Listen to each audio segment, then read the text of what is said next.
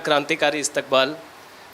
आप लोगों को लग रहा होगा मैं ये माइक पकड़ के क्यों बोल रहा हूँ कि आवाज़ नहीं आ रही है, ये कैमरा के लिए है, तो वो क्लियर आउट मैं कर दूँ।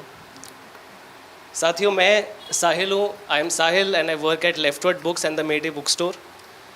And what do we do here? We make books, we read books, we talk a lot about books, and sometimes we also sell books. And and that is why, but more important than anything else, we resist through our books, and we try to build communities through our books. And because of that principle, because of that logic, our resistance is reflected in all the books we have made. And because we resist against everything inhuman, against all human injustices everywhere in the world, we also stand in unflinching solidarity with the cause of Palestine. In 2014, Leftward Books published this title. It is edited by Geeta Hariharan, ma'am is right here, and Prabir and Professor Nivedita Menon, both are contributors in this book. This book contains solidarity essays to the people of Palestine from India. It also talks about a lot of other things, about a historical solidarity that has been there from India to Palestine, which sort of changed in the later years. But it's a very important book we published in 2014, and we are very proud of it. Other than this, I don't want to take you all through each and every book, but I just want you guys to know, because it is how we are resisting, and that is why we want to talk about all these 4 books as well. Not talk, just like mention them. Another book is Heather Reid's Decolonizing the Palestinian Mind. It has been recently long listed in one of the most prestigious awards in Africa by the Sunday Literary Times. This book is in actually connection with another of our book, which is On Palestine by Edward Said. Heather Reid is building on Edward Said's work from this book, and further on, taking it further. And then 2 of our favorite books that we are very, very proud of, and very heavy books. The Freedom Theatre and Rehearsing Freedom. It is about the group in Palestine, the Freedom Theatre, started by a freedom fighter, an army man, a nurse, and a magician, to express resistance through their theatre in a refugee camp in Jenin, which was made after the big, well-known Battle of Jenin in Palestine. And this is what these books are about. What we're actually trying to say through these books is that we stand in complete, unflinching, strong solidarity with Palestine. And that is why we have today organized this particular discussion with Professor Nivedita Menon and Prabir Purkayastha. And now I will not waste any more of your time. I will hand it over to Professor Nivedita Menon, who's a professor at the Political Science Department in JNU, who's also, I don't need to really introduce about all the achievements of Professor Nivedita Menon, but I want to say that she's an ardent supporter and a political voice from India for the cause of Palestine. So now this gathering will be chaired by Professor Nivedita Menon, and she'll be carrying forward the further proceedings.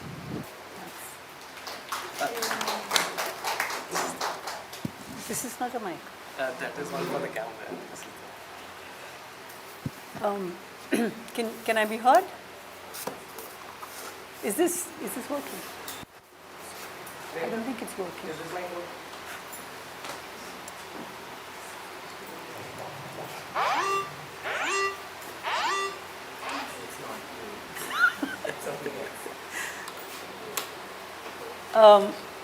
So thank you so much. It's a pleasure and an honor to welcome Prabir, an old friend, back from his luxurious sojourn as a guest of the Government of India at our on our taxes, mind you, right? Yeah, well, anyway, it's a pleasure and an honor, nevertheless. Leftward, of course, has published his memoir, Keeping Up the Good Fight, which when you read it, you kind of think it was begun at a time when, I assume it was begun at a time when he was planning to write about his first such a luxurious holiday under the emergency to commemorate his first experience in jail. But during the writing of it, it seems to me the government decided to give him a 2-for-1 deal, right? What is called making an offer you can't refuse. So the book was, I'm laughing so that I may not shout and yell and cry. I think you understand that. Because the injustice of it is unbelievable. So that book, which you should all pick up before you leave, was published while he was in jail, but here he is amongst us and we welcome him.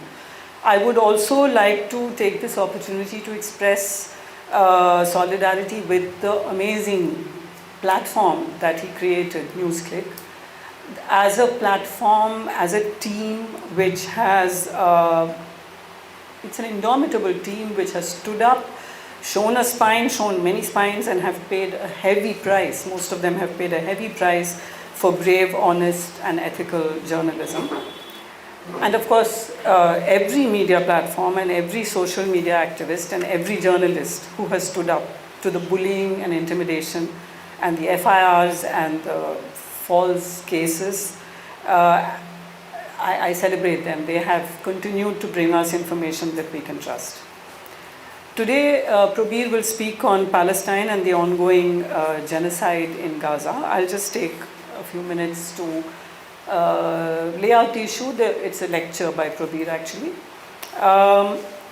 So I'm always reminded of historian Carlo Ginzburg, who said, "In history, as in cinema, every close-up implies an off-screen scene."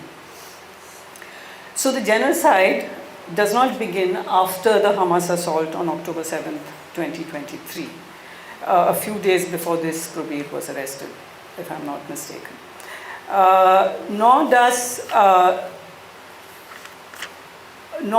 the Hamas assault indicate the beginning of the story. The off-screen scene behind October 7th is the long flashback to 1948, to the Nakba, to the dispossession of the Palestinians from their lands, a long, brutal process that has continued over decades.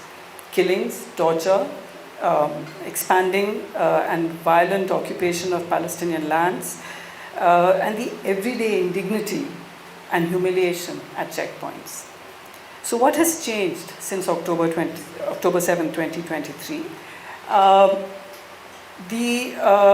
There is an accelerated genocide, of course, but qualitatively too there has been a shift. I also just want to bring up actually a few lines from the Palestinian poet Murid Barghouti, who said, he wrote these lines long ago, but this has been a continuous demand on us who support Palestine and on Palestinians. Do you defend Hamas? Do you defend terrorist activity? Do you defend violence? And Murid Barghouti said, this is the problem of beginning with secondly.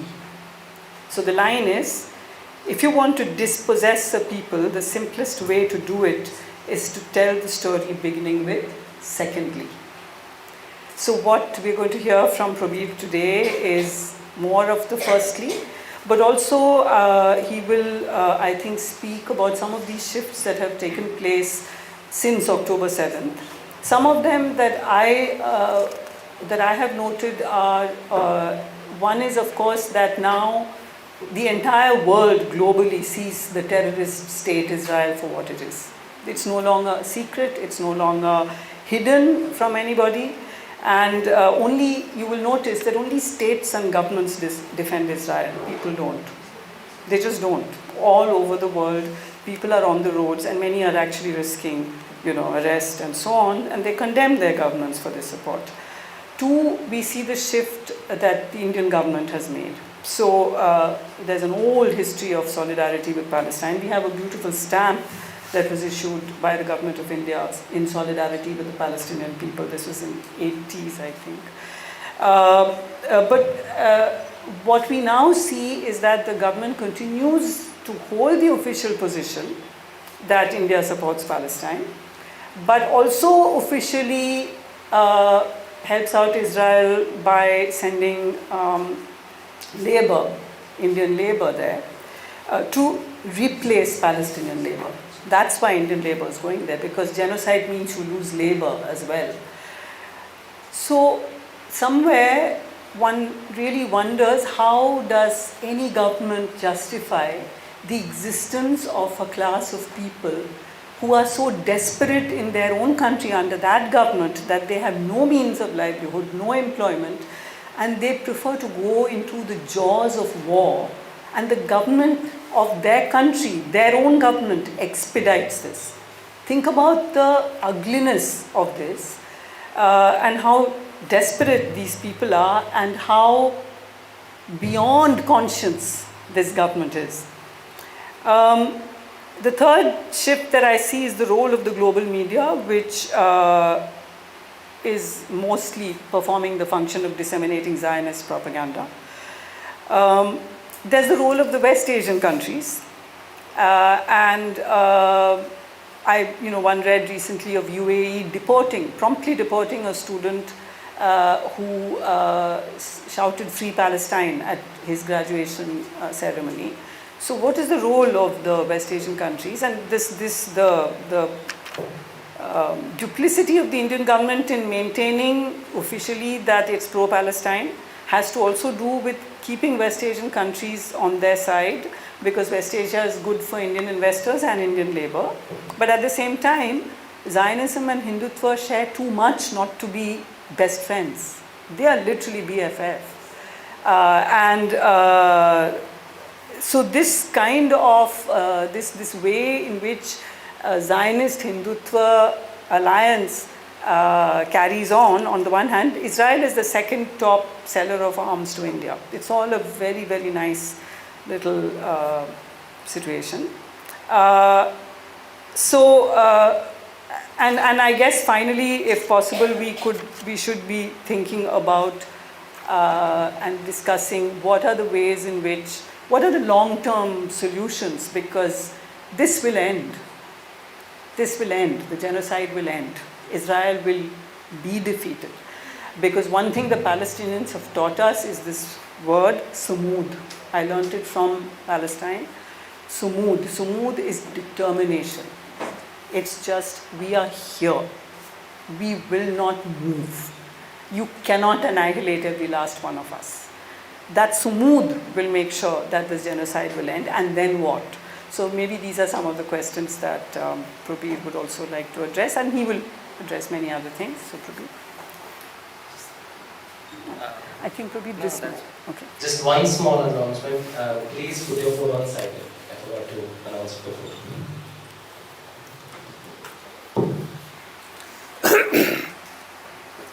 I think I was willing to hear Nivedita for much more, because then it would have reduced my labor. But since you've handed over the baton, so to say, to me, I will start with what you have described as the determination of the Palestinian people, particularly in contrast to what happened in 1948. And I remember I had gone to Palestine, to one of the what they call villages, which are not villages in our sense of the term. And there was a lady who had lost her husband, and she was the head of the village, that she had been elected to a position. And she was saying, in 48 we made a mistake. We left our homes thinking we will go back. This was something temporary. We are not going to do this again. We are never going to leave our land. So this is what really Zionism is against. How to get rid of the Palestinians so that they can build an ethnically, quote-unquote, pure Jewish state. And that is the project which started long back, which now is, as Nivedita has said, in its final throes, that they are at the moment isolated from the mass of the public opinion in any place in the world, particularly what would be called the ex-colonial countries. The only support they really have is from what I would call settler colonial states, where those who have done ethnic cleansing don't think this is a big deal. that throwing people out, and I heard this a number of times, it's even heard in India also, that, it's one country, there are 34 or something number of Muslim countries. Why can't they take these few Palestinians there? The problem is over. The Jews are asking for only one state. So this is the argument, which is the argument, if you come back to it, it's really the argument of settler colonialism. That you can get the land free of the people. Of course, genocide is how it happens. And then the land becomes ours by the right of possession. Now, this is what is the basic position that the Europeans and the Americans, United States, created with 1948. They decided that since the Jews had been massacred for Europe, they needed a homeland, and obviously the homeland could not be in Europe. That was not okay. So the homeland should be somewhere else. And we can say, because there is already a Zionist movement to build the homeland in Palestine, we get rid of some of the Arabs, and then these can take over that land. And that was the genesis of what 1948 was really all about. Of course, there is the other hidden and not so hidden agenda that we can use the Jewish population, the settler population over there, who will be totally dependent on us, then to control the Arabs and control the oil of the region. Don't forget, by the time the British and the French, the Europeans and the Americans understand that oil is a strategic resource. President Carter later declared that essentially West Asian oil belongs essentially to the United States. That was the strategic declaration he made, that this is a strategic resource for us. So we used to have a cartoon, which I can't find on the internet, that the Americans saying, our oil is under their soil, under their sand. So this is the picture, the strategic picture, the importance of oil to the world that was going to emerge post the Second World War, what became later the US Imperium, that oil was a strategic resource which they would control, and the gendarme for that would be the new Zionist state of Israel. And the Palestinian problem was thought to be a minor one. Okay, we need some trouble to get them vacated, and then it will be a Jewish state. Now, the issue for me is also, and I'm really going back a little to the past, that how does this vision emerge that you can cleanse a people from one part of the land and say this belongs to somebody else now? And for us it seems something which is, we would not think it's possible for us to think that way, that we can be thrown out of one part of our land and this will belong to somebody else. If this was so, the whole national liberation struggles would not have come up. So why was it something which is so easy to formulate? Is something you need to go back to the psyche of the Europeans and the settler colonial states. By the Europeans, I really mean West European countries, which were the major colonial empires in the world. Whether it starts with the Spanish and the Portuguese, later the British and the French, to some extent the less efficient Italians who tried this in North Africa, but also parts of West Asia. If you take all of this, the vision that is there for them is that killing people from the land is okay. This is what ultimately happened in the Americas, Australia and New Zealand as well. Of course, the numbers are much larger than in the Americas than it is in Australia and New Zealand. The interesting part is when you look at that history of ethnic or genocide in the Americas, you find almost invariably the historical reference is given that it happened because disease wiped them out. Diseases of the old world went to the new world, and they had no protection against that. And that is why, it is not because what they did, but because they had no defense. They had no immunity against these old world diseases. That is why they got wiped out. Now, if you think for about 1 minute, not what is written, but think about it. Our children get born, babies get born, they have no immunity. Well, they have a little bit of mother's immunity, but that's it. Their immune system develops, and it takes a few years for them to get rid of all the small little infections they get as children. And we know that, before vaccination, some of them were very dangerous infections. Now with all the vaccinations that we do for our children, relatively much less. But you generate within 10, 15, 20 years immunity as a community for any new disease.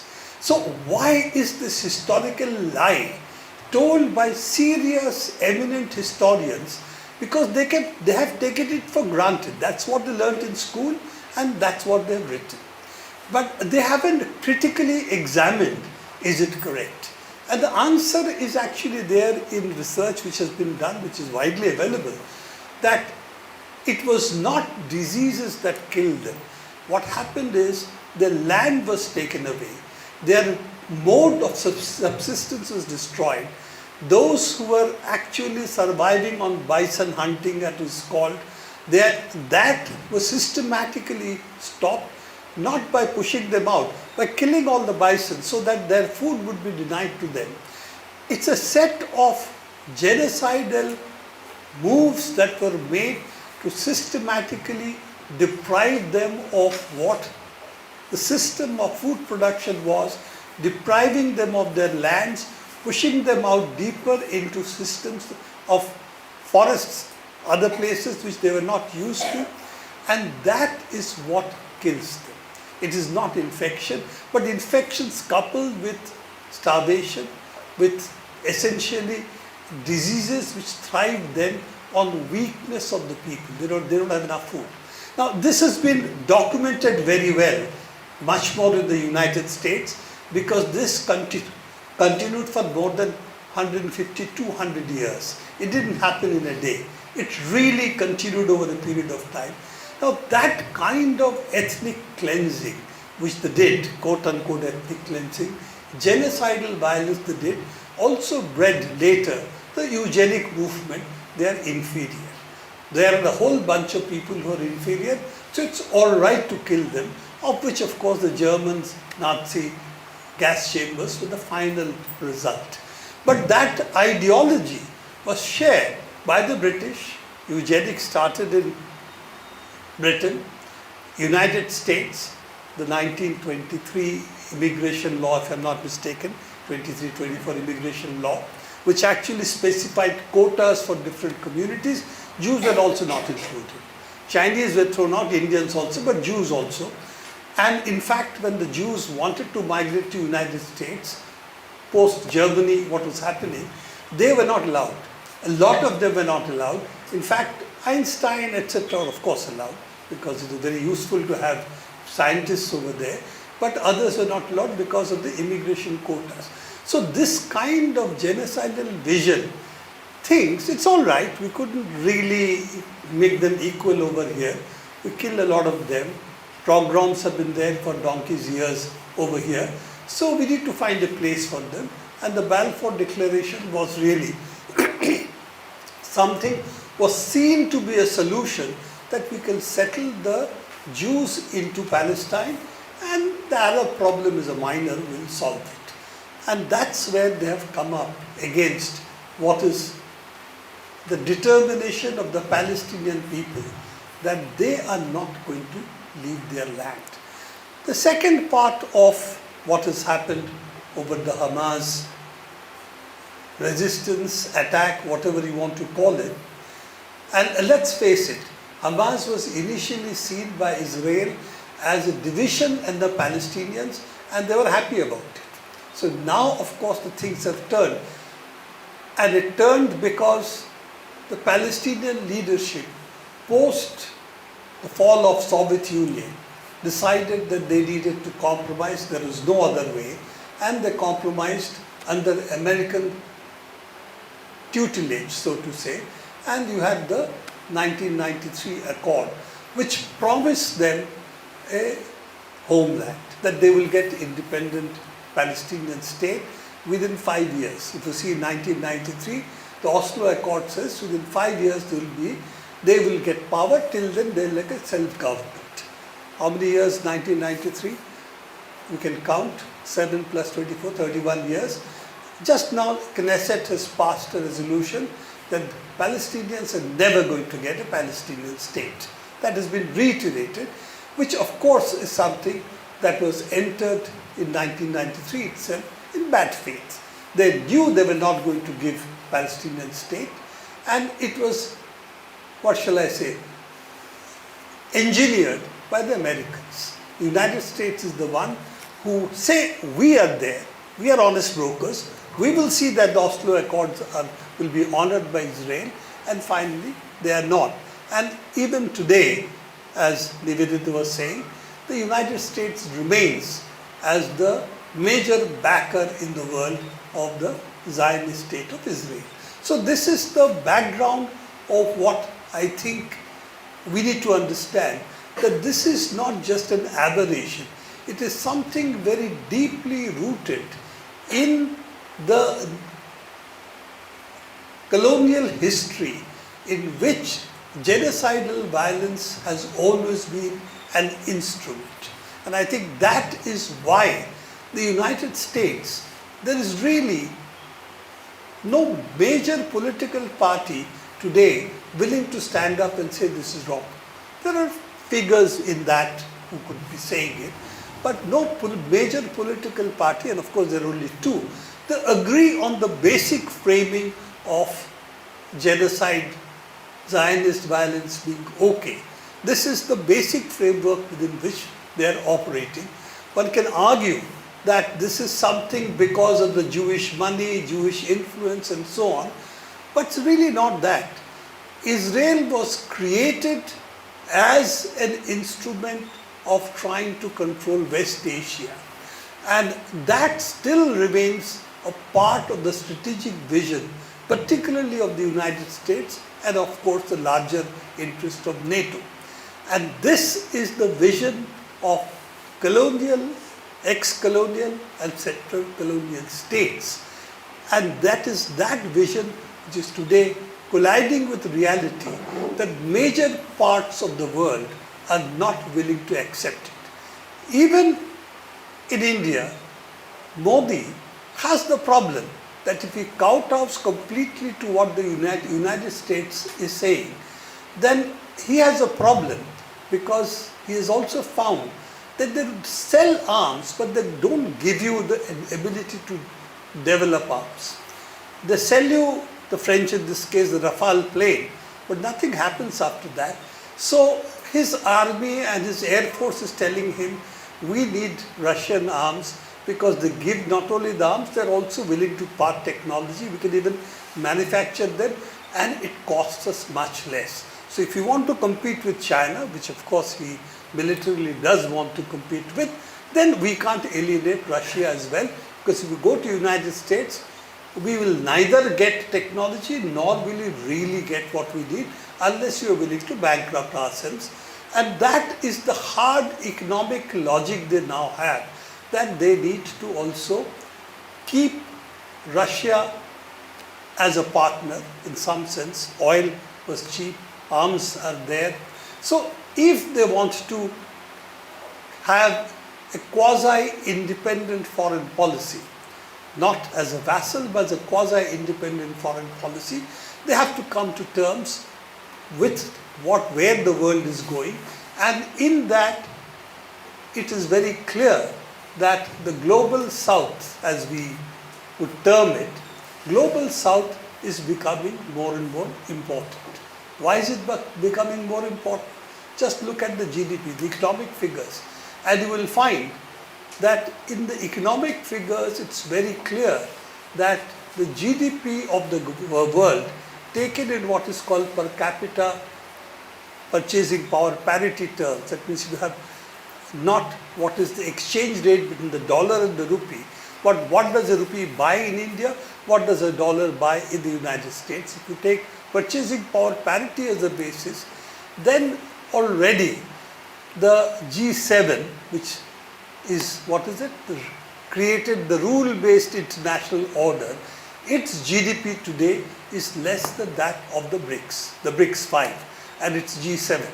So already in purchasing power parity, what would be called earlier, we would have called the third world, but Russia is also there, so it's not really a third world country. But if you take all of this into account, let's face it, China and India's GDP are going to be more and more important in the world. So if you take that into account, it's already true that apart from the United States, which is still a big economy, the ex-colonial powers today are becoming economically less and less important. Africa, Latin America, Southeast Asia, of course East Asia and South Asia, all of them are going to be more and more important. So the kind of vision that emerged with the end of the Second World War, and particularly after the fall of Soviet Union, is no longer going to work. And this is what is the Israel problem. That with United States backing, they thought they could rule over West Asia. The NATO powers thought Israel becoming the preeminent military power in the region, they would then be able to control West Asia. They had Saudi Arabia as a vassal, almost a vassal state. They had also destroyed Iraq, which had challenged the United States in some way. They had also destroyed Gaddafi and Libya. So they thought that now this is something we should be able to control. But two things have really happened. One is simply technological. That is, it is possible to fight a much bigger military power with relatively less cost. And where do we find this? We find, for instance, I'll take the biggest example of that, Iran versus the United States. The fact that United States today is vulnerable against Iran attacks. Where do we see this? That when there is a tension, the 7th Fleet, which is there in West Asian waters to essentially project American power, is asked to go towards Australia. Because if Iran attacks, the advantage that they have is that ballistic missiles today cost much less, and they can attack big aircraft carriers and even possibly sink them, not with too much trouble, not with too much cost. And the worst example for the United States today, as well as NATO, is the Houthis. The Houthis have disrupted the traffic which goes to Suez Canal, picked out various vessels, but the problem is for the world, and it also affects us in some way, because cost of shipping those is much higher. But the biggest problem that is there is that in spite of the NATO, United States having aircraft carriers, ships over there, they are not able to control their attacks. So this means that a small country, relatively small country with a small economy, can also make it difficult for big powers to project what they used to do earlier. Essentially, that you could send the aircraft carrier and threaten the entire number of states in that region, and they would somehow then bend before you. Remember when we had the India-Pakistan-Bangladesh war, essentially, at that time the 7th Fleet was proceeding towards India. And for those of us who remember, every day front page used to be, where is the 7th Fleet? So that kind of scenario no longer threatens even a small power like the Houthis in Yemen. So this is one part of what has happened, and that also explains what is happening between the Hamas and Israel controlling Gaza, which is a small, really a small part of the land. I mean, if you take the size of Gaza, it's much smaller than Delhi. So if you take that part, that small part, in spite of all the weapons they have used, they have, I think, 80% of Gaza's buildings are not standing anymore. They have imposed starvation at a level where more than 90% are in danger of starvation.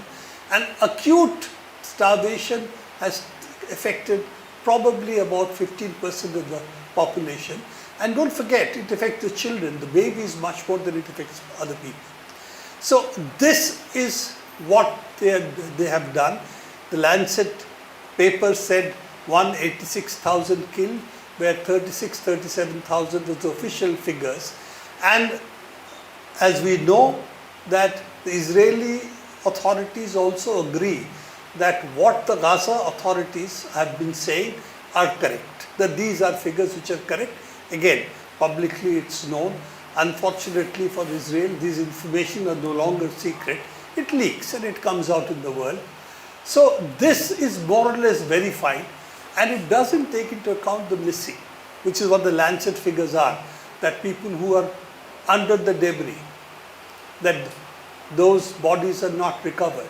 So all said, the numbers, the figures of, and the figures that Palestinian Authority, the Hamas actually in Gaza are putting out, are figures of actual verified deaths. They have seen the body, they know the person is dead, they have identified. These are the figures they have put. They have not counted people who they don't know whether they're dead or not. So the Lancet figure saying 186,000 is probably a more realistic figure that we are seeing.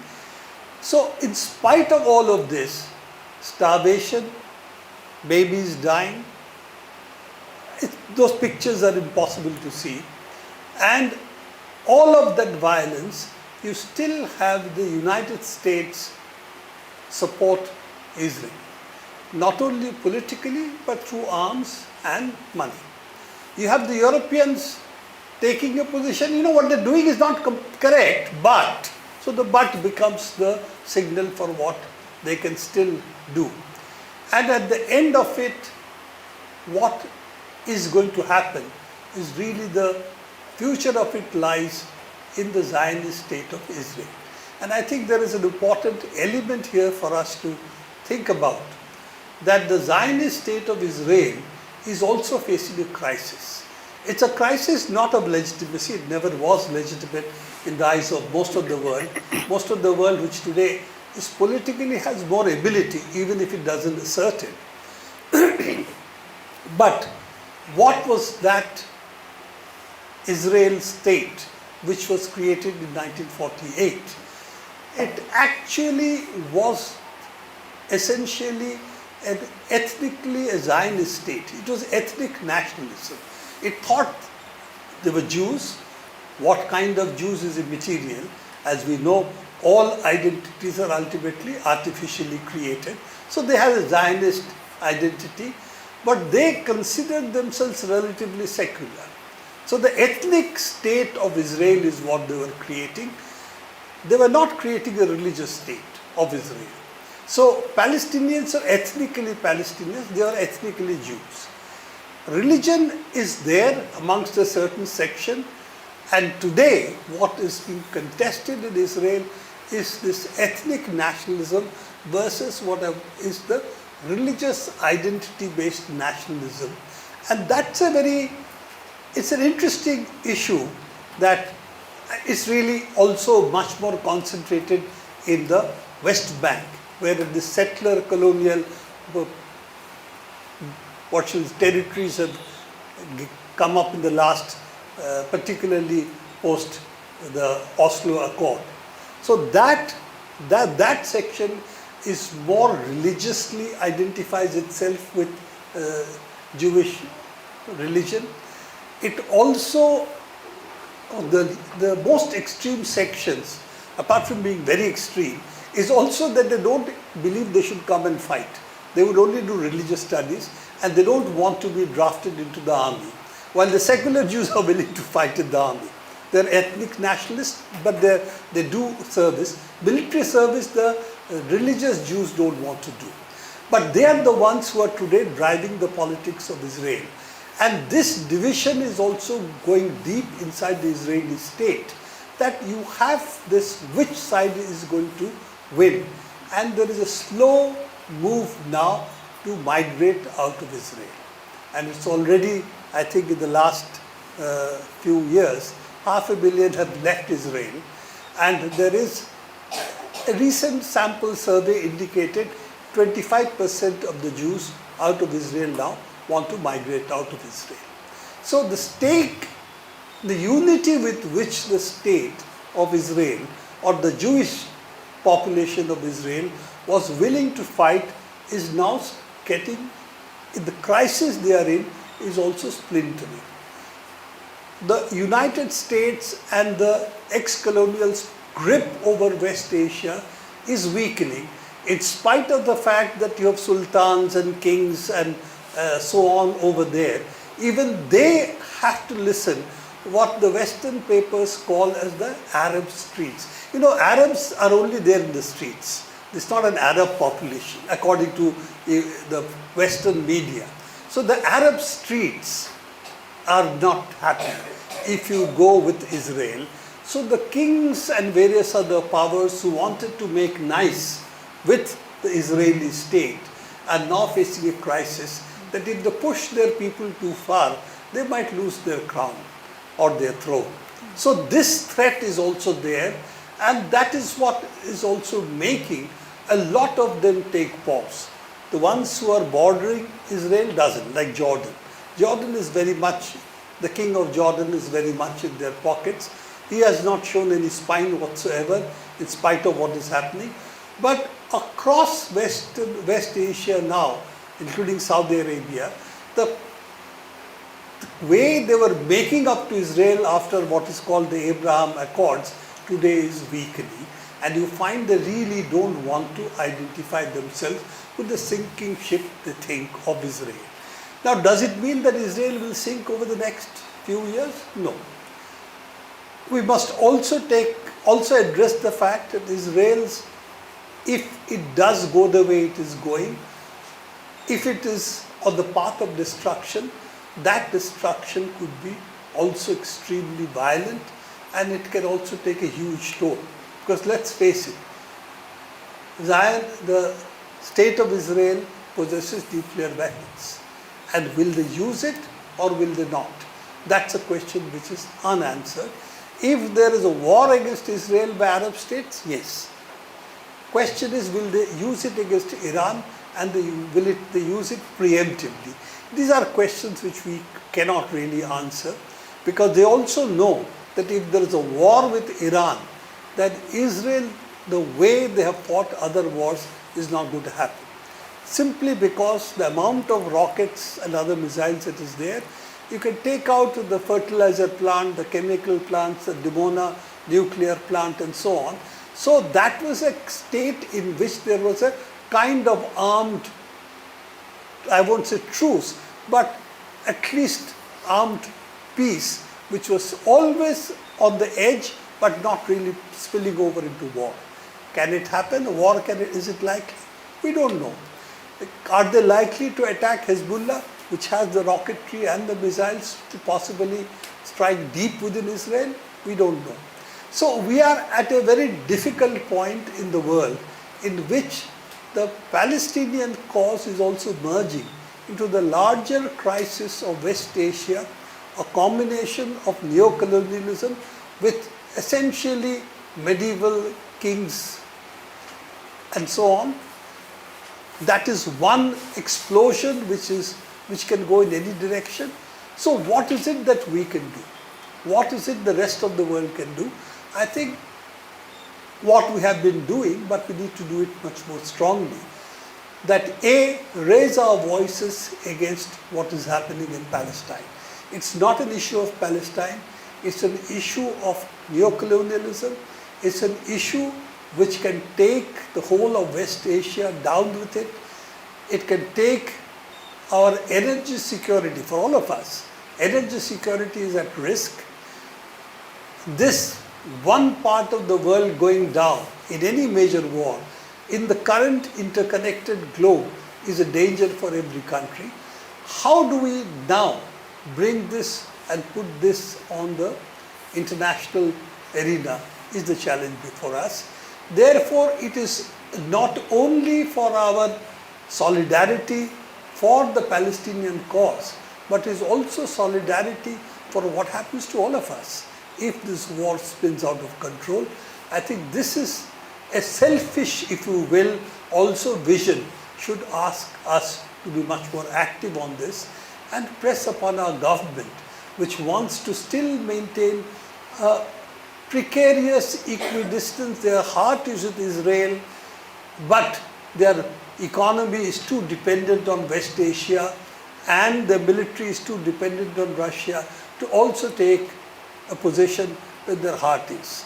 So this is where we also have to fight both internally against what shall I say, the weaknesses, if I may put it very softly, the weaknesses of this government's policies, but also the voice of solidarity to be raised in every part of the globe that this battle should not continue, and therefore the world has to address what is happening to the Palestinians, not only for the Palestinian cause, but even in their selfish interests. So these are the things that I think I would like to put on the table. Lastly, unfortunately, when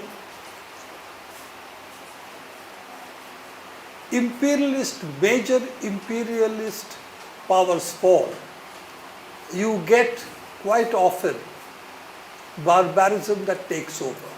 So the question before us is, with the fall of the American imperium, are we going to face in the world a longer period of barbarism, or will it not happen that way? And if you see what is happening in the United States, you somehow feel that barbarism is really where it will go. At least for the United States, this is what I tend to see. The choices before them are these two old men. I'm sorry, I'm also equally old. Okay. I think Trump is slightly younger than me. So, but if that is the future that they have, then we as the world also have a bleak future, because unfortunately the death throes of imperium are never going to be peaceful for the rest of us. But we have to struggle, we have to fight, we have to raise our voices, and we have to build solidarity with the Palestinian cause. And this is not simply because what's happening to them is what we need to condemn, but also because it's intrinsically linked to other struggles in the rest of the world. And I think that is very important for us to understand, that it's a struggle against imperialist forces, against ex-colonial forces, which even in their death throes have destructive potential. And this is why we need to build the largest solidarity we can in the world today. I'm going to end here. I think I've spoken more than what my quota was, but I'm going to stop now. Your quota is fine. You have a mic. Oh, sorry. Going to put it on. Yeah, thanks, Prabir. Before we open up for Q&A, I was wondering if we could just have, what are your views on what are the possible solutions, in the sense that we used to hear about one-state solution, two-state solution. So someone like Chomsky, for example, as far as I know, well, right now he's very ill, but as far as I know, he did take the position still of a two-state solution, that is Palestine and two independent states of Palestine and Israel. But increasingly, I think several voices from within the Palestinian resistance, but also anti-Zionist Israelis like Ilan Pappé, are pointing out that that's not a viable situation anymore, because Israel's policies have completely taken over Palestine, so that there are no two states now possible. So they, Pape and others, have been advocating, as you know, the binational one state with equal rights for both citizens, Israelis, and with the right of return. So that's a very important, the right of return of Palestinians who have left. So I find this idea of a binational state very interesting because if you think of the history of the nation state, it's fairly recent. But we've always assumed that nation states are nation states. But in 2009, Bolivia declared itself to be a plurinational state. Chile, with its new constitution, which has been rejected, but it was trying for some kind of plurinationalism, a plurinational kind of state. So a binational state, is this possible? I imagine something like post-apartheid South Africa, which was also settler colonialism, and they had a very painful history to come to terms with, truth and reconciliation, etc. But they're struggling, but they're not struggling because of other reasons, not because of the nature of the way in which rights of citizens are defined. So I was just wondering, have you thought about what is the future for when the genocide ends? Well, first is this nation states which are homogeneous, which are based on language. This is something which started really in Europe. Before that, such concepts did not arise. They were really kingdoms. And as Anderson wrote, it was really the result of the printing press, effectively. That was the argument. Well, let's put it this way, that Germany and France fought two world wars just on that. Alsace-Lorraine, is it France or is it Germany? Because the population was 50-50 over there. Now, the problem that we have that after, say, 1947 in India, or after the colonial era slowly comes to an end, if we want to use the same principles of which the European nation states come into existence, then of course we are looking at destruction of all the kingdom, all the states, because it's no longer viable. Look at Africa. Africa is not ethnically created by ethnic nationalities. It's created sitting in Vienna in 70 something or the other, when 1884, something 1870 or something like that. They on the map draw lines and decide this is France, this is England, this is Germany, this is Portugal, this is Spain, and so on. And of course, it had no ethnic nationality, linguistic nationality. All of these were not considered. And if you take the Arab world, for instance, again, they speak the same language, but they're different states.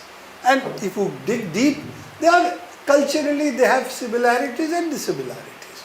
As one of my Palestinian friends said, I have nothing in common with the desert Arabs. Okay. Now, they speak the same language, they can understand each other. The Egyptians and the North African Arab states don't really understand the Egyptian Arabic properly. But nevertheless, in spite of all of this, same language, you don't think that there is a common Arab state possible. So this is, I think, something we have to take into cognizance, that most post-colonial states have been created on the basis of the struggle against colonial masters. That is where the concept of the nation state has arisen in the quote-unquote third world countries. And question of linguistic ethnic nationalism, if we open that in the third world, the post-colonial world, then we do not have the possibility of surviving various nuclear holocausts that will result from it. So I think that's a closed path. What will happen between the artificially created Jewish state, which is what Israel is something which finally will depend how the Jewish population over there is going to face up to the fact they have to coexist with Palestinians, because their ability to exterminate the Palestinians is not there. Their ability to think they can actually get rid of the Palestinians, which is what they dearly want, is not there. And they are embedded in a part of the world which has no contiguity with Europe, which is what their actual heritage is. If you take the Ashkenazi Jews, not the people who came from other parts of the world, the more Asian or African or Arab Jewish, Jews who lived in Arab world. If you take that section out, most of them are Ashkenazi Jews. They also think they are secular, whatever their secularism is. And they are the ones who have the option to go back to Europe. And according to a recent census, 25% of the Jewish population of Israel now wants to leave Israel. So either they face up to the fact that they have to coexist with Palestinians, or over the next 40, 50 years, most of them will leave Israel if this path continues. The question which I posed is it possible for them to apply, what is it called, the Samson option? Samson option being pull down Israel before you leave, drop a few nuclear bombs here and there, and that part of the world gets destroyed. That's an open question. Because let's face it, there is nothing stopping people from being stupid. And therefore, stupidity for the Israeli population is, I think, the biggest threat to all of us. So I would think the monolithic European nationalism still takes for its basis the concept of a nation which is ethnically or linguistically homogeneous, and then you talk about a binational state. But I think that is the problem. That itself is for me the problem. Because you can think of, say, Palestinians saying we are Christians, we are Muslims. And we have two states now. Are they also to become binational Palestinians? Are they Arabs? Should there be one common Arab state, which was originally thought of? So all of these questions, I think, is now to be thought of independent of the framing of European nationalism, and accepting that that homogeneous nation state is no longer something the world can actually bear. That is a closed path. Whatever we have got, we have to live together and we have to live with each other. And that is something which we have to learn in India too. At the moment, I think that's the biggest problem that we have. Yeah, my sense though is I'm a little tiny bit more optimistic about the possibilities of a new generation of Israelis, young people who seem to be, I mean, one doesn't get all that much information. As you know, the media is very tightly controlled on that. But there are young people preferring to go to jail in Israel. Israelis preferring to go to jail rather than fight in the Israeli Defense Forces, which is, as you know, there's compulsory draft over there. Every young person has to be in the Israeli army. So I'm also hopeful that that internal churning may result in, or may at least show the way towards a state which, when we say binational, it would not be of the sort where you have a pure Arab and a pure Israeli identity, but a state like the plurinational state of Bolivia. So there are possibilities. I would like to imagine that that's the case. The scenario you outlined, where you pull it down, bomb it out of existence and move on, that's not something I could wake up to every morning. So I prefer to think that the Israeli young people will be like the other young people all over the world who are leading not just struggles in solidarity with Palestine, but every struggle against authoritarianism is by people with jet black hair in our part of the world and in other parts of the world, whatever color of hair they have. Young people are leading struggles against authoritarianism. So that's my hope. I will, or do you want to say something else? There's an interesting point that you talk about, Israel draft. Every young person is given a gun and is asked to police the Palestinians, essentially. What is it does to the psyche of the 18-year-old who has a gun, who has the power to brutalize all the people who pass through the checkpost? And I think this is the biggest conditioning of the youth to a kind of fascist ideology that the Israeli state has. Right. And I think the biggest issue, and I saw that when you pass the checkpoint, you see those 18-year-olds and how they treat the people who are passing through the checkpost. And I thought, this is the sickness in Israeli society. The draft puts an 18-year-old in command of checkpost to brutalize the population that passes through. And yes, I'm less hopeful of the Israeli youth than you are. And Well, you I'm only saying that they need to know the futility of this path to be able to then move on to something which is different. And they still believe they can win. And that is the problem that they have. They have not really accepted that historically the kind of victory they were seeking over the last few long decades, that history is now over. And resistance is what will defeat them unless they are willing to change. Now, of course, you always, when I'm saying this, I'm always saying it that, yes, I'm hopeful. I would say, yes, there is potential of change. But that potential, unfortunately, will come, in this particular case, with a lot of bloodshed, for which Gaza is the biggest example at the moment. And the fact that West Bank is next is something the West Bank knows. So we'll open it up for questions.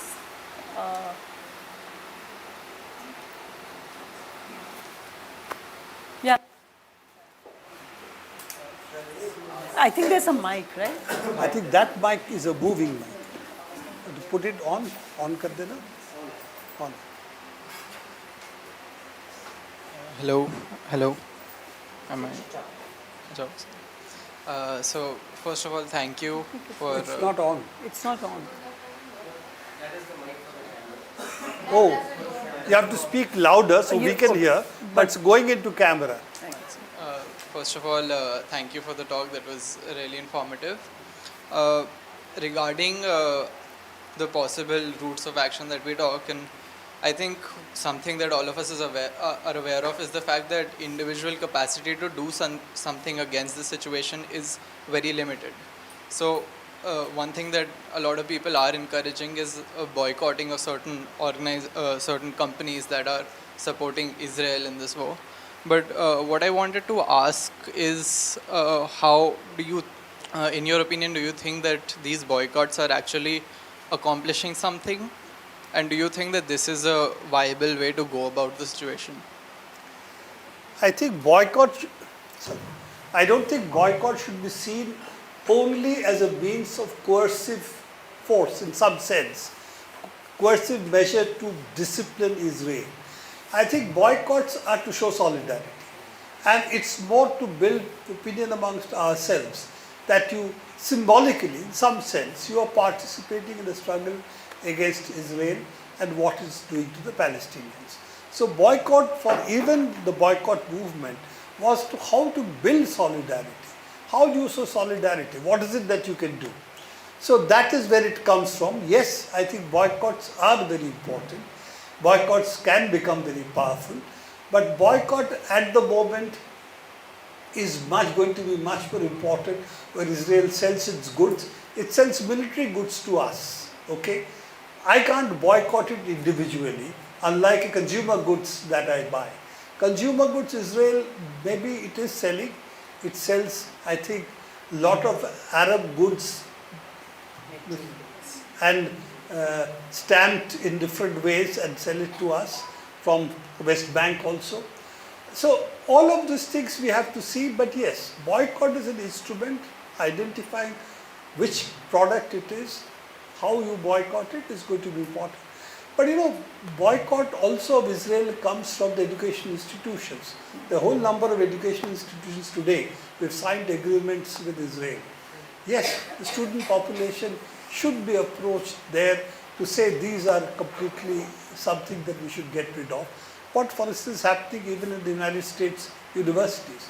So those are the things we can do.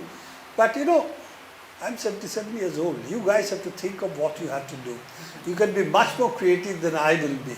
No, and don't take us so seriously when we say what we have to do. We have tried, we have failed, so now we are becoming advisors and consultants. That's on a good line. But yes, I think there are various possibilities, including boycott.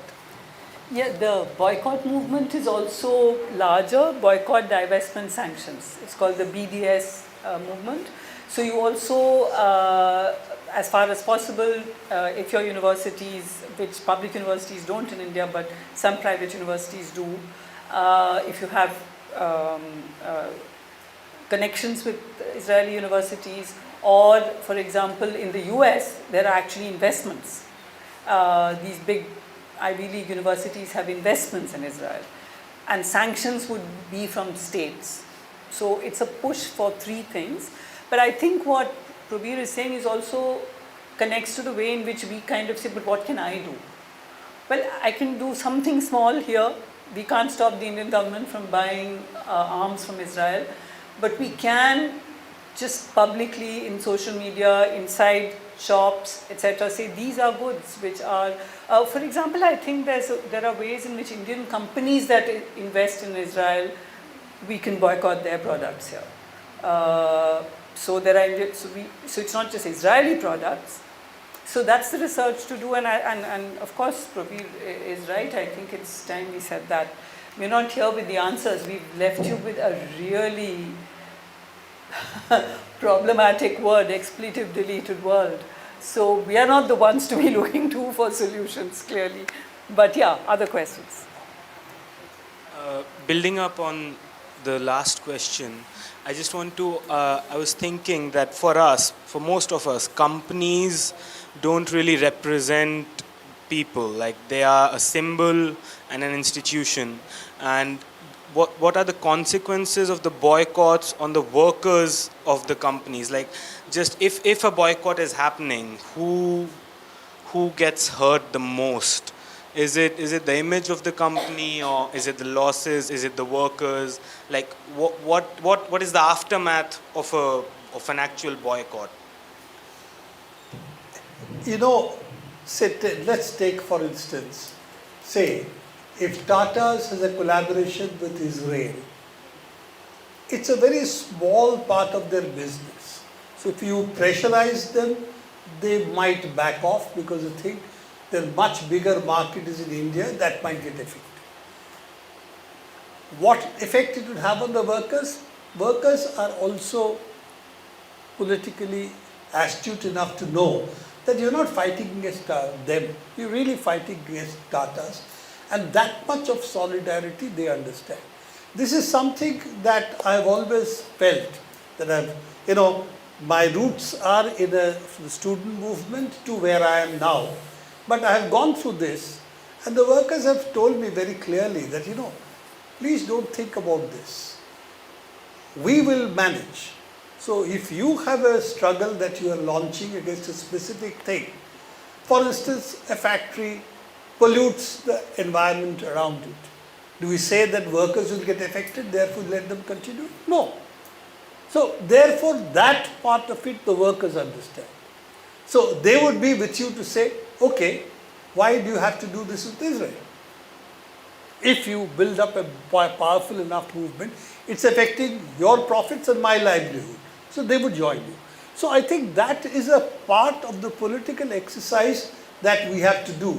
And the question is not what we do, but how we do it is also important. Appeal to them also, so that the pressure is on the management from both sides. So I don't think those are the problems. The question is, do we know enough of the Israel-India companies' collaborations? Can we target them narrowly so that we win what I call the low-hanging fruits over there? So those are the kind of things we need to think about. And there is a large enough population in India who would support an Israeli company's or an Indian company's relationship with Israel would support such boycotts. provided we target them and we identify them properly. So I think that's our task. So before we try it, we've been trying actually, we did try earlier, BDS, and if we are, today I think there is more scope for this than earlier, but it needs homework. And homework means we need people to sit down, identify, and then decide which one to target and how we can actually build a campaign. I think that's a more concrete task than actually showing solidarity, for example, sitting only here. And I'm saying it with due apologies to myself. I wanted to add an answer, if I may, Mike. to what you've said.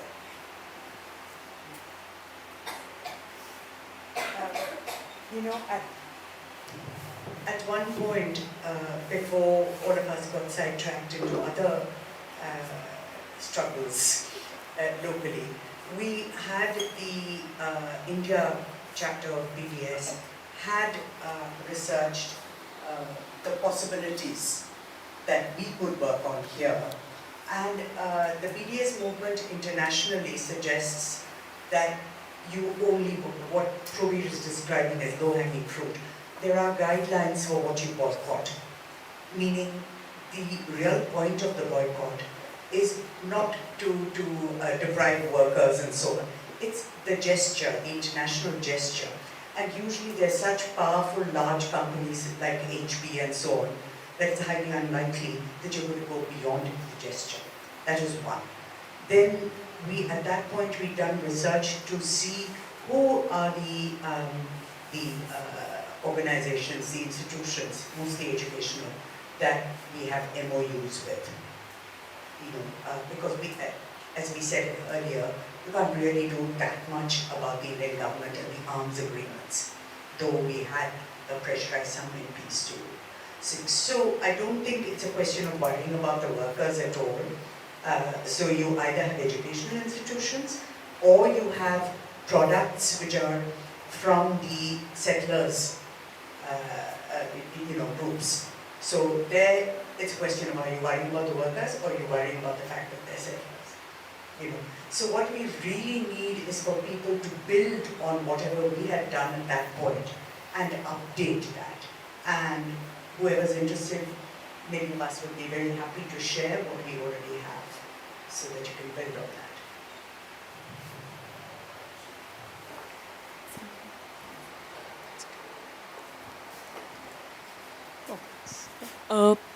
My question is that with the recent election results in India, in UK and France, I see that there is a collective awakening of people against fascism.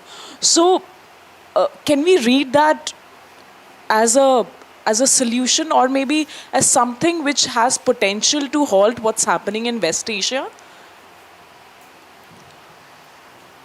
Becoming an expert in Europe is going to be difficult for me. Okay, but yes, we have the right to study them as they've been studying us and opining about us. I think today, if you see what's happening, there are different kinds of currents that are there. It's also true that while Labour Party won, it didn't increase its votes. And in fact, a certain section voted against the Labour Party for candidates specifically on the issue of Palestine. And there is, I think 5 of them have won the elections also, including of course Jeremy Corbyn, but also others. And some of them have lost very narrowly. Of course, the right has also gained.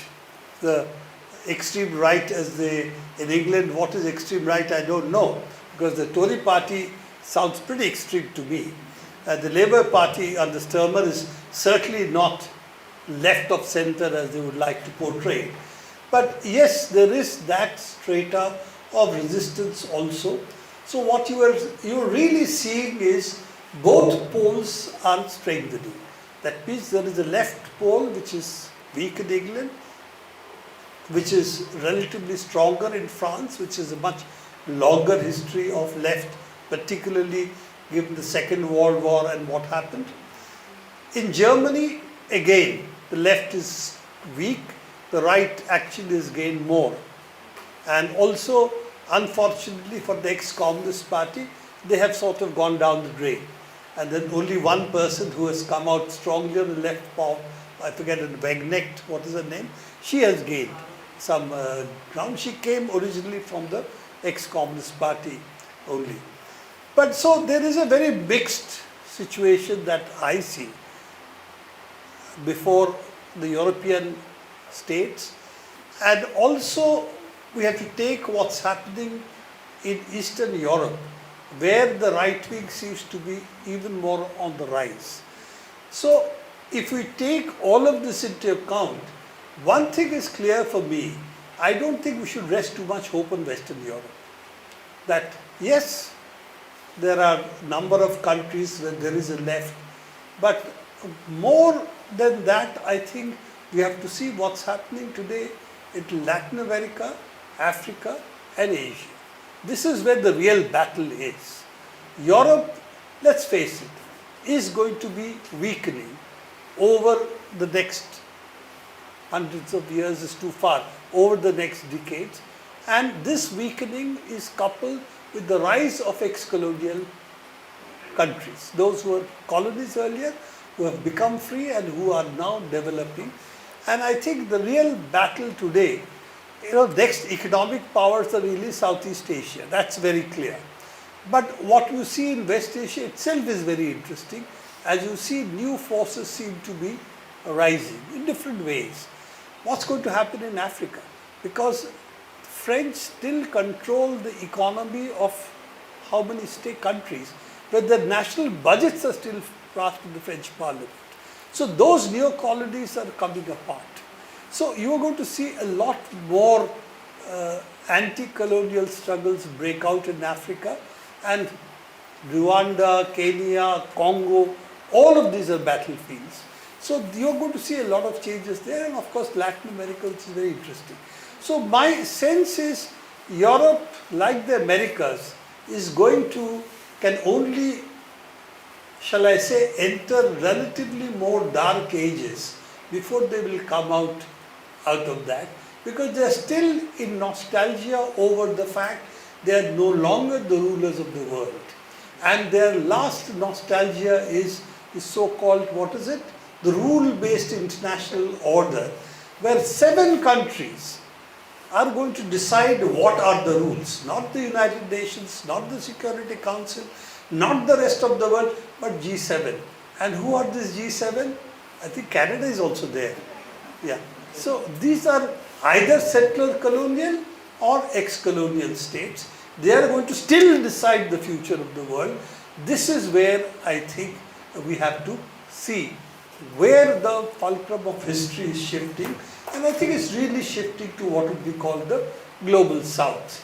And therefore I place what's happening in Israel, Palestine today at the center of this rather brutal battle that is going on, but it is a battle connected to their colonial past and our future. This is where I would like to locate Palestine, and where Europe is to be seen from how they look at Palestine. And unfortunately, that does not seem very hopeful for Europe, for me. Large parts of Europe actually who have their own history of brutal behavior to the Jewish population they had, as well as the way they are geopolitically lined up to be a part of Western Europe. They think they can become like Western Europe. It's based on essentially the European, shall we say, racist imagination. And I think that is something which we have to say, okay, I am happy the French left did well. I am happy the Conservative Party lost that it did. How important is it going to be to shape the world? I don't think it's going to be that important. I think what's going to happen in Asia, West Asia particularly, Southeast Asia also, but particularly West Asia, what's going to happen in Africa and Latin America is really going to determine where the world is going to go. And that's why I said I put Palestine at the center of it.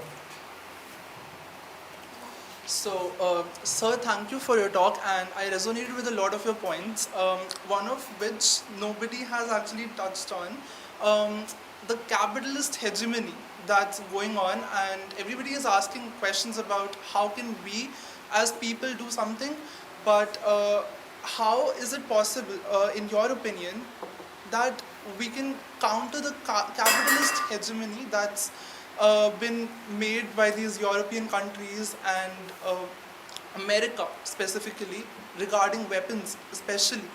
So that's one point. And where do you stand on how China's role will play when balancing out that capitalist hegemony and monopoly over things? Well, first is China is, of course, if I speak about it, then the special cell will take notes at the moment. But unfortunately, I cannot speak about the world without speaking about it either. So I'm going to take that risk, okay? But speak about it in a more general sense. The general sense is, let's look at the weapons budget. And if you look at the weapons budget, then you will see that the United States budget for weapons, official, this is the official budget, is more than the next 11 countries put together. A. And it is not the full budget. There is a whole lot of other transfers which are there, which are not in this budget. If you take that, they're even bigger. So that is really the central issue, that the United States today is no longer a major manufacturing power in anything except arms. Arms, particularly making costly weapons that do not seem to work very well. So this is their problem. If you lose manufacturing, which they have, if you lose manufacturing, look at Boeing. Now Boeing could manufacture good planes, there's no question about it. Now their doors fall off, okay? I'm forgetting about the flight control system, which the stupidity of it is not what they did, but the stupidity of it is really the kind of equipment that the software was on, which has not been discussed. It's really something which is less powerful than the phones that we have. So this is the level of a major engineering company. And why has it happened? Because they engineered their stock price. They don't engineer the aircraft anymore. So if you engineer your stock price and you then do various kinds of shenanigans with that, then you get huge bonuses if you are the chairman of the company, president of the company. So all of this means that you are now engineering your finances, your balance sheet, and not really engineering your products. Therefore, what happens is you want to sell high valued product, and since you're not going to fight a war, you think, therefore high value missiles, aircrafts is what you're focusing on, big ships, your aircraft carriers. One ship takes about, I think, 5-6 years to build. So as a consequence, as a manufacturing power, you're not there anymore. Now, if you're not there as a manufacturing power, the countries are manufacturing. Southeast Asia, of course, China is a major manufacturing power. And this is where in the Ukraine war, they have underestimated Russia, thinking if I take away the $300 billion, they will collapse. They have forgotten that the sanctions on Russia started earlier. So Russia has been developing what we would call self-reliance much earlier because of the sanctions. And because of the sanctions, they have because of the earlier, in fact, Soviet experience, they have an engineering industry there in any case. So as a consequence, what you see of the American empire today is the weakness of its industry, and can finance itself, control over finance, lead you to control the world. They believe they could. That is why Russia, they thought sanctions would be enough. Iran has been under sanctions for how many years now? More than 50 years. Iran still is able to build an engineering base. So I do not think that path they have chosen is going to work either.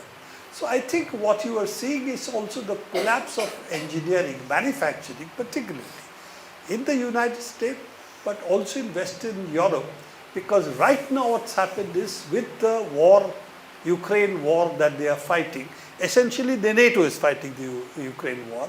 What has happened is their price of energy, because they are getting cheap oil and gas from Russia, that has stopped. The price of gas and price of oil has gone up. As a consequence, their engineering industry, their fertilizer, chemical industry has collapsed. They are not price competitive anymore. And you know where they are shifting? They are shifting to United States. Why? Because energy is cheaper in the United States and because the financial capital in Germany is controlled by the Americans. Okay, so there is a lot of complex flows are happening.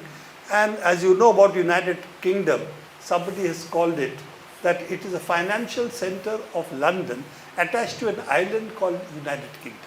Great Britain actually, because the Northern Ireland we shouldn't count. So that is the state of UK today, that they don't really have engineering, manufacturing anymore. They can't build anything, okay? So this is the structure of finance capital. They think finance is enough and arms are enough if we can manufacture arms. Unfortunately, for manufacturing arms also they need various things from abroad. So this is where the world is at the moment. So I don't know whether I've answered your question. I've gone down down another blind alley. This brings me to a two-part follow-up question, if it be so. Can we just see if there's anyone else who has a question first? There are two questions there, but also we need to be winding up, I guess, right? So shall we take three questions? Shall we take three questions? Okay. And okay. So there were two here and one there. Yeah. I'll pose the question in a slightly different way. I'll make a suggestion about what we could be doing, and I'll let you react to that. The situation before the elections was slightly different. I mean, it was, we couldn't even hold a meeting of this sort. I mean, it was, people did try to protest, and they were almost immediately arrested or taken off. But the situation now has changed. Now, we didn't have very close ties with Israel. For a long time, we didn't even recognize them. But this particular government, I mean, Modi, along with Adani, went over to Israel, and he was received very warmly by Netanyahu. I remember Netanyahu saying, "Oh, we've been waiting for you for 70 years." Wow. And they were waiting. I mean, they were expecting Indians to show up. Now, Adani is managing part of the port of Haifa. I mean, these people, that's when all the ties became very close. And these people seem to have transferred a certain amount of the technology for making drones to the Adanis, who are now assembling drones in Hyderabad. Because those drones are the ones that the dock workers refuse to load and send on to Israel, right? Now, the Adanis also, I mean, it's not a secret, there's a lot of money cycling to the present government through the Adanis. And a lot of the opposition, which has now become strong, all right, would be very happy to see the Adanis become much weaker. So I mean, in fact, at least on social media, I've been seeing Mahua Moitra, for instance, targeting the Adanis for the last couple of years. Now, suppose we think of, I mean, right now, the major opposition to Israel's policies in Gaza, all right, seem to be coming from the left. I mean, it seems to be, in fact, globally coming from the left. I mean, the people who have been the strongest have been South Africa, all right. I mean, their position has been quite remarkable. I mean, it's a breath of fresh air to see people just throwing economic interests and the Americans trying to bully South Africa, whatever they said, it doesn't matter, we're just going to stand up for what is right. All right? And they've done it. It's the leftist governments in South America who stood up. And they've broken off with, it's not Morocco, it's not Algeria, it's not Jordan. I mean, and it is those countries, and they're all on the left. All right? And even in Europe, the people who are speaking out, I mean, Northern Ireland, of course, I mean, not Northern Ireland, sorry, the Republic of Ireland had suffered enormously at the hands of the British. The speeches that they've given are really strong. They're as strong as the Palestinians could have given. Right? So right now, we have a chance. If we're sitting in Delhi, we can access, the left is going to be on our side. I mean, Sitaram Yechuri, I mean, all these people will be on our side. Right? People like, there will be a very large portion of the opposition, which is now strong. All right? The BJP didn't really win 240 seats. If they had played fair, they would have been down to 180 or lower. All right? So, can we influence these people? It's not talking to people like us. We have to target a number of people in the opposition, bring up this issue that while you're talking about saying that we're on the Palestinian side, you're actually supplying weapons to Israel. Those weapons have to stop right now. The manufacture until a ceasefire comes about. After that, we'll see. But right now, we stop with that. No, I'll let you react to this. Yeah. No, I think it's a very good idea, and certainly whatever little influence we have, we should tell the sections who would be at least supportive of the idea to combine the Israel with the capitalists who support Israel in different ways. Also the current government. The only thing I'd like to tell you also is that I have also two criminal, what is it? Manhani. Defamation. Defamation. Criminal defamation suits by Adani against me and Paranjoy Guha for something we wrote. Okay. That came in News Clip. So I'm going to go a little, I will stop here on this, but I completely agree with you that there is much more potential to think about boycott, etc. in a more creative way, and certainly we should see what we should do on that. Yes, and of course global left is very much a part of the, shall we say, the forefront of the solidarity with Palestine the world over. There's another question this side, yeah. Okay. So my question's going to be a bit far simpler, but considering that I am someone who have not seen a mass movement or a political movement before the internet or before the kind of information overload we have right now, I wanted to get an opinion from the veterans who have seen movements before. This is kind of general, so like if you take any such struggle, any such atrocity or even resistance movement, it becomes very difficult right now with the kind of information overload to get people to get convinced or to move them to do something. And it becomes almost as if everybody just says that it's happening here, but it happened yesterday somewhere else. And the situation gets worse, the kind of the level of barbarism that we are normalizing at every day. So I wanted to understand, before a time when such information was free, available, and people have normalized it to this extent, how did mass movements get sparked, and how do you rally people to actually come? And I'm looking at it just like from a personal level. What can I do to ask people I know to come forward, do something? So how does that work? Well, two very simple and quick answers. A, it has always been like this. Okay, movements, how communication takes place, how it happens.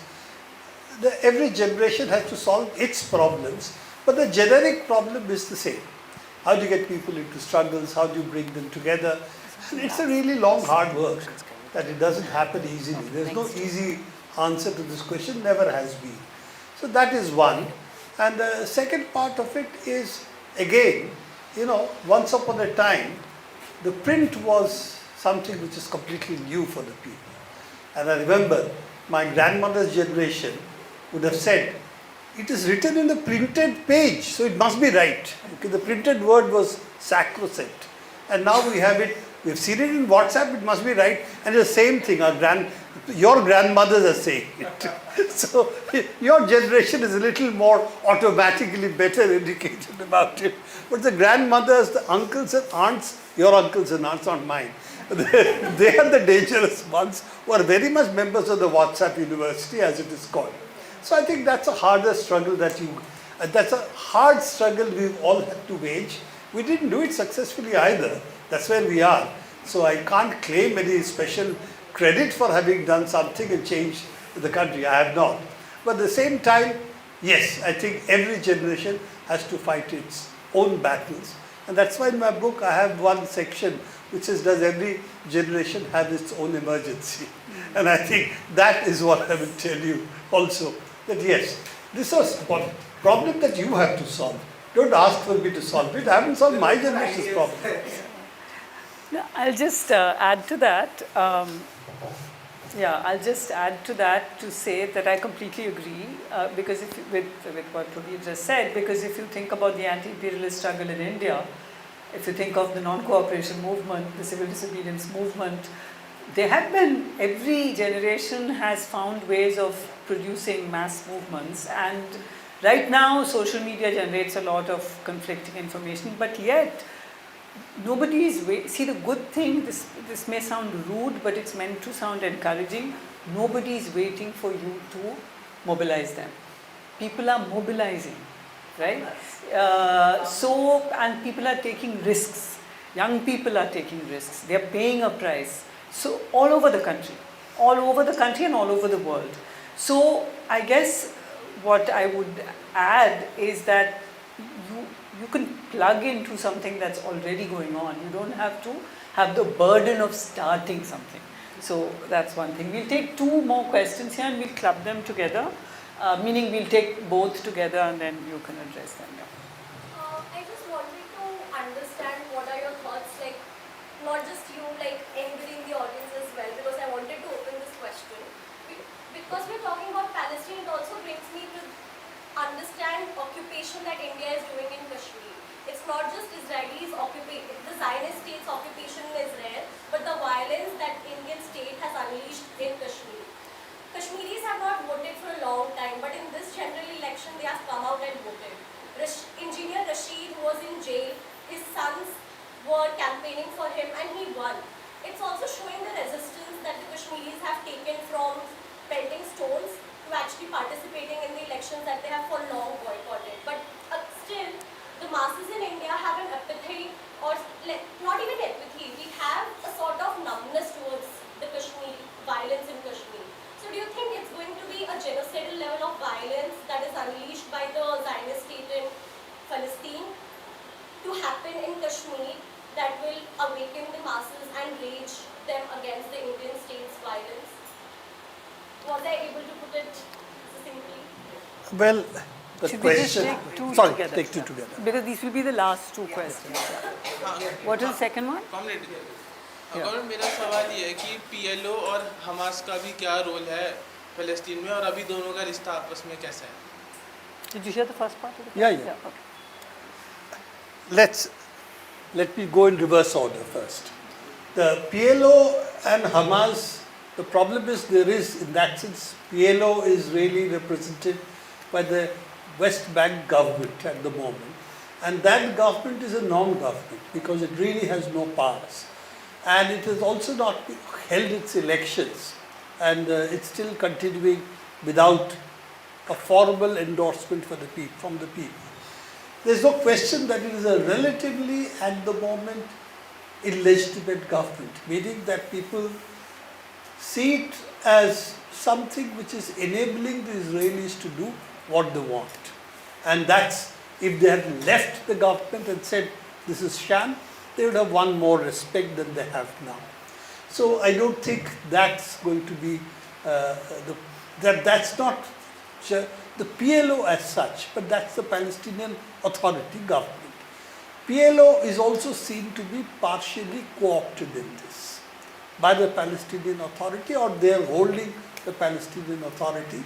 At the same time, apart from Hamas, on the West Bank, where Hamas don't really have they have sympathy, but they don't have much of an organization. Therefore, the West Bank is not, while it has sympathies for what the Hamas are doing, fighting Israel, at the same time they will not participate as of now. So this is where it is, but there is no question that gradually the temper over there is going to rise, and there is no question that the kind of atrocities, as it is called, that's taking place there has increased significantly, and the settler population thinks it's an opportunity now for them to try and take over the whole of West Bank and throw the Palestinians out. This is in fact what they're saying day in and day out, and the settler population there is much more violent than what you have even in the, shall we say, the homeland of Zionism, which is across the river. From the river to the sea, there is the western part of it is relatively, the sea part of it is not as violent as the settler population is. So that is also very much there as a background. So the answer is that we don't know what's going to happen, but there is no question Hamas have become much more central to Palestinian politics today because of what's happening in Gaza, and because all sections of the Palestinian people have rallied to the people in Gaza. On the question of Kashmir, unfortunately, a simple answer is not there. Kashmir is also the unfinished problem of Indian independence, and this is almost there in every post-independent country, that these nations are artificial nations. They were built on erstwhile colonial boundaries, and therefore nationality, identity issues still exist in most of the ex-colonial countries, except for the fact that if you want to solve it through the gun, that solution doesn't work in the long run. And that is the problem that the Indian state has faced and failed in the way they have handled Kashmir. And yes, there were opportunities which have been there on numerous occasions to address the Kashmir issue. It did not happen. And we have a government today which believes that the Kashmir problem can be solved with more use of the force and gerrymandering, doing various other things, which has its own problems. And of course, the Kashmiri people do not think themselves today as a part of India, at least in the valley. One should also not homogenize the whole of Kashmir. The valley, certainly that feeling is there. Is it something that could have changed? Yes. There are historical opportunities which were there. Are those historical opportunities still there? We do not know. That is something depends on what all of us do, not just the government, but what all of us do. And that is, I think, something which is to be left for the future. It was very difficult to sit here and predict what's going to happen in the next few years, let alone for the longer haul. But yes, Kashmir, and there are various other such problems which exist if you see the larger picture of the post-colonial states. I think we'll wind up now. Thank you very much. Thank you.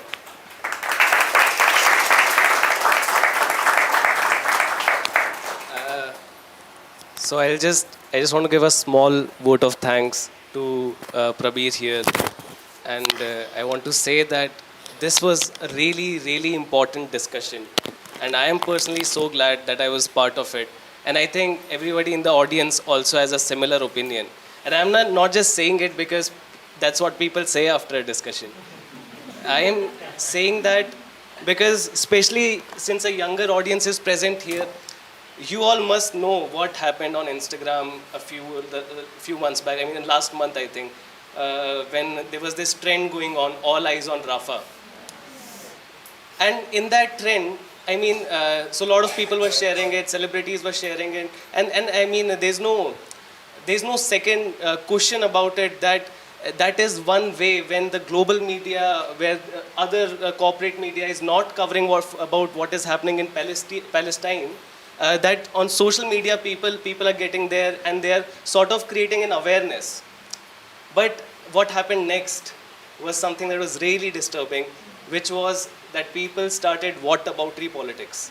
They started saying, what about this, what about that.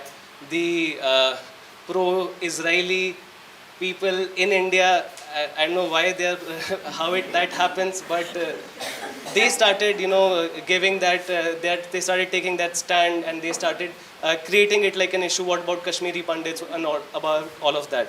So, because of that situation, for a long time, I was trying to myself read up on things so I can talk about it, I can explain.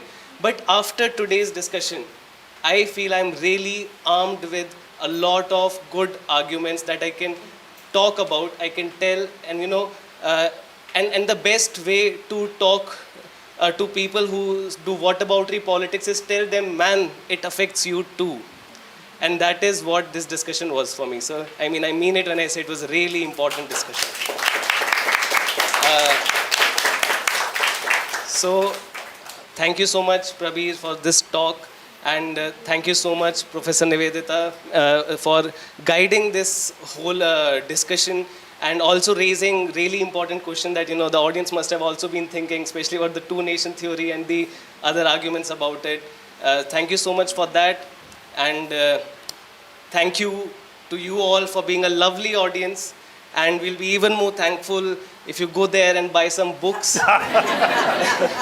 As we said, we just sell them once in a while. So today is the day, go get them. And something that Professor Nivedita Menon had said about smooth, that word for dedication. Determination. So we should hold on to that and always be unflinching in our solidarity. I want to just quickly read out a small poem from the back of this book of ours. It's very small, it's a little sad, but I want everyone to hear it with a certain rage in their hearts. O rascal children of Gaza, you who constantly disturbed me with your screams under my window, you who filled every morning with rush and chaos, you who broke my vase and stole the lonely flower on my balcony, come back and scream as you want and break all the vases, steal all the flowers, come back, just come back. Thank you so much, everyone.